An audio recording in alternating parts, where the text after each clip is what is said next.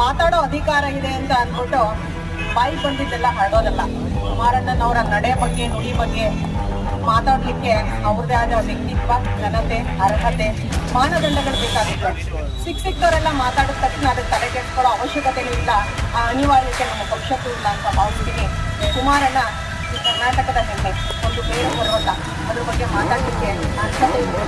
ಹಾಗಾಗಿ ಅವರ ಅರ್ಹತೆ ಮೀರಿ ಮಾತಾಡಿದಾರೋ ಅಥವಾ ಮಾತಾಡಿರೋದು ತಪ್ಪೋದನ್ನು ಅವರು ಮನನ ಮಾಡ್ಕೋಬೇಕಾಗ್ತದೆ.